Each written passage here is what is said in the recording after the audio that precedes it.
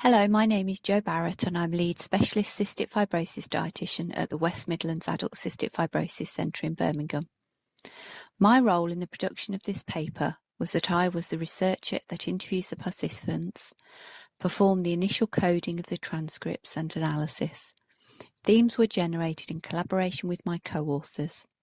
I'm also the main author of this manuscript. The reason I undertook this research was that there has been very little qualitative research that explores the food experience of adults with CF, with most research centred on the prevalence of eating disorder pathology using validated screening tools.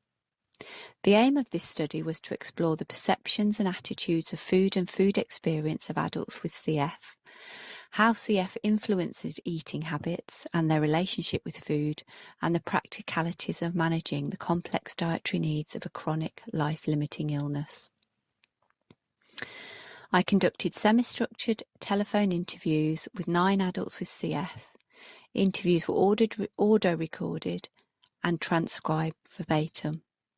The data was analysed thematically using the 6-phase procedure described by Braun and Clark. Demographic data was collected from the patient's medical notes, such as weight, height, age, gender, lung function, pancreatic insufficiency status, and presence of CF-related diabetes. There were 6 themes. The first theme, sustained influence of eating experience in childhood, where participants described childhood experiences of food and that of tube feeding had continued to influence their adult eating behaviours. The second theme, eating for health, weight gain to prevent infection. Participants were very aware of the relationship between nutrition and health and were focused on eating a high-calorie diet to maintain a healthy weight. The third theme, balancing health and body image goals. Food choice was influenced by both of these, and participants talked about how they manipulated their dietary intake to achieve desired goals, balancing this with eating for health. The fourth theme, I'm different. They recognised that having to adhere to healthy eating guidelines and having more freedom to eat than their non-CF peers, especially high-calorie foods, had advantages. The fifth theme, strategies for managing food intake. They had developed successful strategies for managing their nutritional requirements, such as eating high-calorie snacks, having larger portions, and additional side dishes. They also used nutritional supplements when their appetite was poor.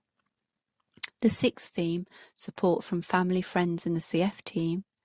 Family and friends provided practical support with food provision and prompted them to eat at times. The CF team was seen as an important resource for nutritional advice. Key points from this research are that eating experience and tube feeding during childhood had a sustained influence on the eating behaviours of adults with CF. Food choice was influenced by body image, weight and health goals. Eating well and achieving a healthy weight was perceived as an important strategy to prevent respiratory infections and keep well.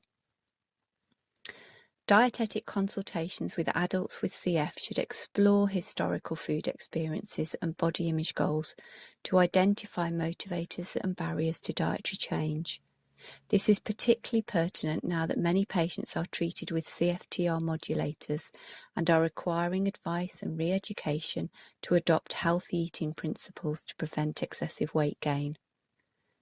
This research contributes to the body of knowledge on the nutritional management of CF from the patient's perspective.